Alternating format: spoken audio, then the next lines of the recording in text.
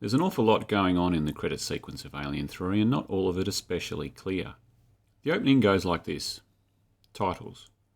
Slow zoom on sleeping Ripley and Newt in darkened hypersleep chamber. Title. Exterior shot of Sulaco tracking right to left. Title. Interior shot somewhere on the Sulaco, pounding left to reveal an alien egg attached to some sort of support strut. The egg is upside down and open. Title. 4 facehugger digitals unfolding into the bottom of frame. Title. Facehugger climbing the side of Newt's cryotube. Title. The glass on Newt's cryotube cracks. Titles. Alien acid starts eating into the floor. Sparks in the subflooring. Title. Wisps of smoke drift towards some sort of sensor. Titles. Screen with ECG wave. Top right it says NP-023111. Bottom left is BK-977076. Stasis interrupted flashes on a screen bottom right, accompanied by an automated voice saying, "Stasis interrupted, fire in cryogenic compartment." Following the first screen is a red flashing emergency light and a neuroscan of someone with a facehugger on them. Title. The voice continues. Repeat. Fire in cryogenic compartment. All personnel report to emergency escape vehicle. We see a closer neuroscan of the hugger on someone's face, which turns to its left, then back again. Title. Blood spreading across a white piece of material, accompanied by a screeching noise and a voice saying, "Launch of deep space lifeboat will commence in T-20 seconds." Titles. Red flashing light, some sort of cylinders with fluid, red flashing light again. Ripley, eyes closed, throws her head back having a spasm. Computer screen with graphic profile of someone's head and brain flashing, accompanied by a warning klaxon. Title. Some hexagonal piece of equipment on the wall explodes, followed by Ripley stirring in hypersleep, her cryotube now broken. Mixed with the explosion is the sound of breaking glass. Title. A large plume of fire explodes across the roof. Title. Ripley's cryotube drops out of frame.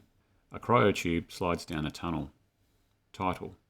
Cryotube slides into another darkened chamber. Newt's tube drops into frame. Door slides closed behind it. Titles.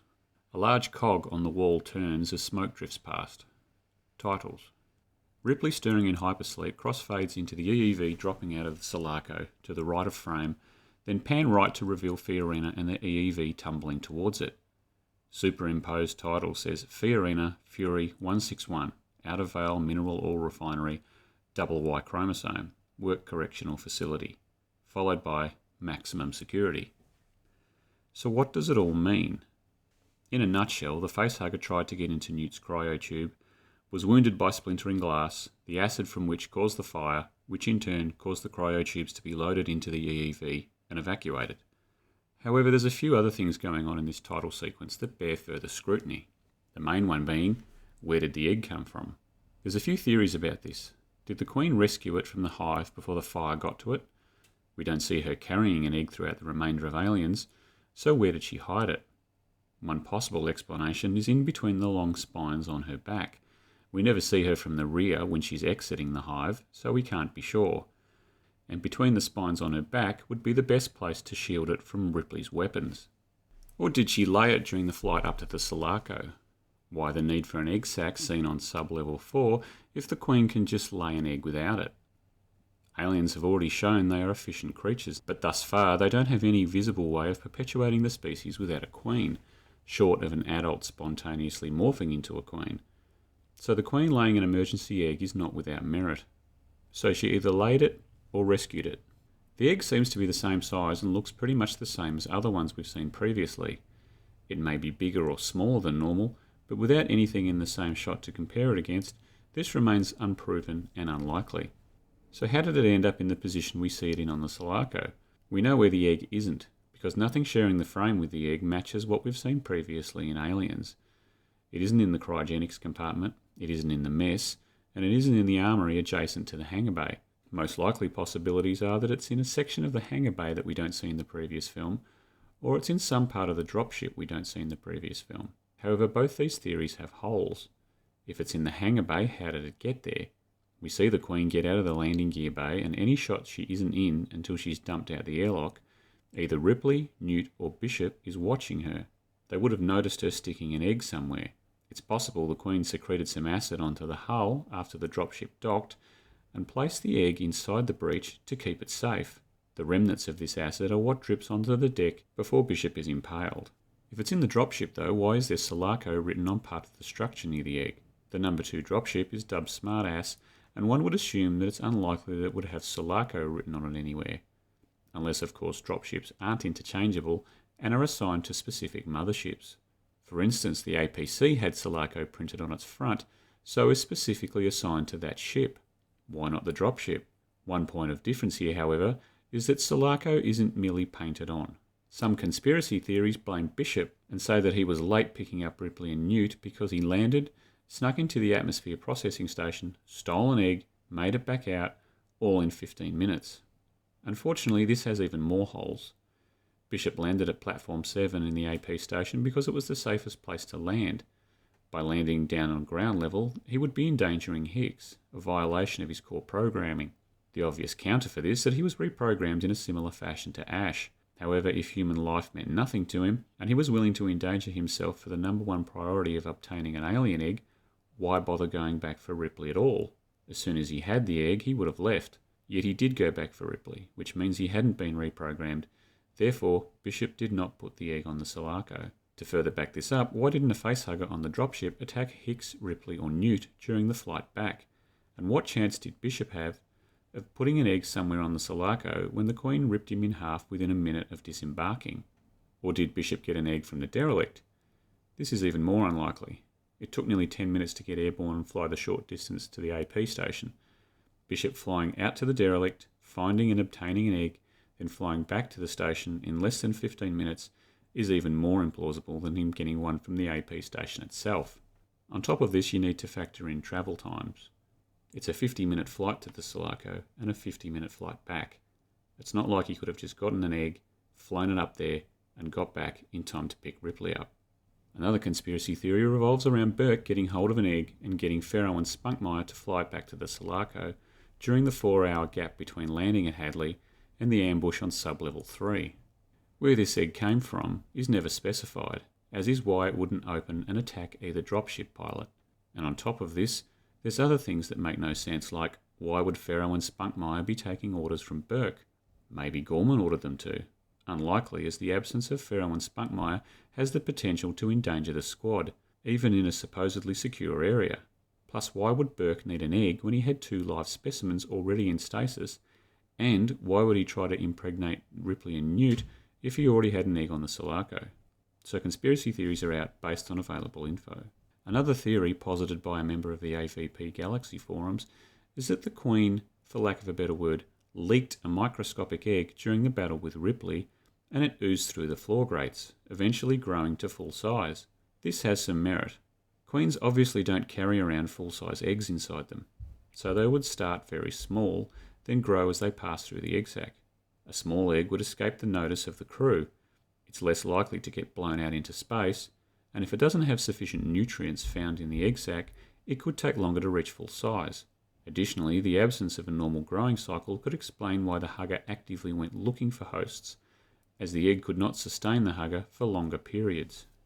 All said, the most logical location for the egg is that it's in the rear landing gear bay of the dropship, despite what we see at the beginning of the third film, which is inconclusive.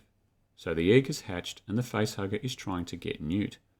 This goes against what we've previously seen where eggs and huggers respond to movement, passively waiting for a host. Yet this one is opened without any movement from any hosts and actively seeks them out.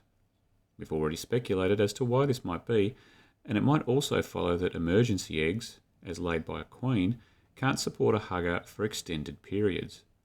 Only one egg opened on the derelict, so it's not known whether the other eggs or huggers detected Dallas and Lambert, but left them so they could take Kane back.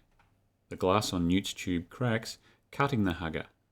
The acid blood eats into some wiring and starts a fire. The smoke sets off alarms.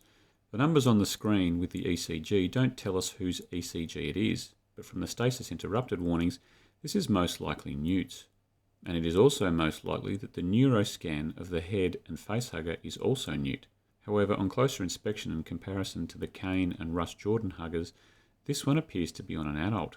With Kane's hugger, the rearmost digitals clamp across the ears, and the hugger covers up to the middle of the forehead.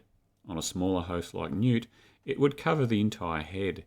This hugger doesn't, so it's either on Hicks or Ripley, and we're assuming that the creature can discern between a human and a severely damaged synthetic. So is it their stasis that's been interrupted? And why is the hugger on an adult when Newt's tube has been compromised? The next shot is the most confusing. A red liquid, almost certainly blood, soaking across some white material, accompanied by screeching reminiscent of the noise a facehugger makes. Neither Ripley nor Newt was wearing white, and Bishop bleeds white fluid. Hicks, on the other hand, had some white bandages on his acid scarring. Is the fire interrupting everyone's stasis, and is something to do with the fire and hypersleep causing Hicks' wounds to hemorrhage? Next up, we have more signs of emergency. Ripley throwing her head back as if she's convulsing, and a computer graphic of a skull with a flashing brain.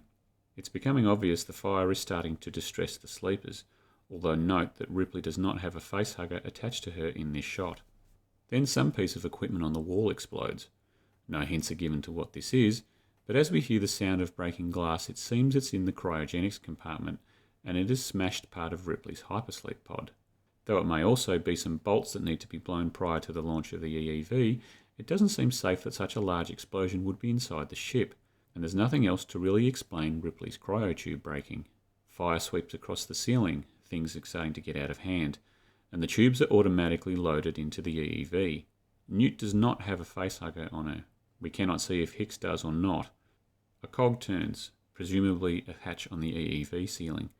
The EEV drops out of the Sulaco and tumbles towards Fiorina. A shot of Ripley sees her stirring in hypersleep, still with no facehugger attached to her.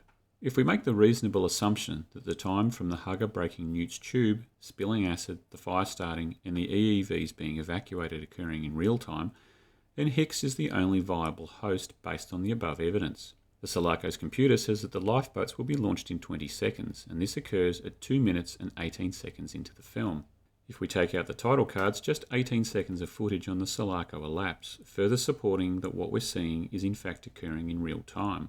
And could the hugger have also been responsible for Hicks bleeding? We must take into account, though, that this hugger has already displayed signs of being slightly different, so a quick impregnation isn't entirely out of the question, no matter how improbable that may sound. A final theory to explain the opening sequence is probably the simplest to reconcile. It's a dream. Not in that it's not happening, but we have 3 people asleep. Ripley and Newt discuss dreams in the final scene of Aliens. Ripley has nightmares earlier in that film. Kane talks about a dream about smothering, something that was in fact happening, but not in the way that he thought. The basic events, a hugger being on board, it causing a fire, the EEV evacuation, these all happen, but not literally as we witness it. Much like Kane's dream of smothering was a distortion of actual events, or Ripley's chest burster, we are in fact witnessing a distorted version of actual events in the dream of the sleeper.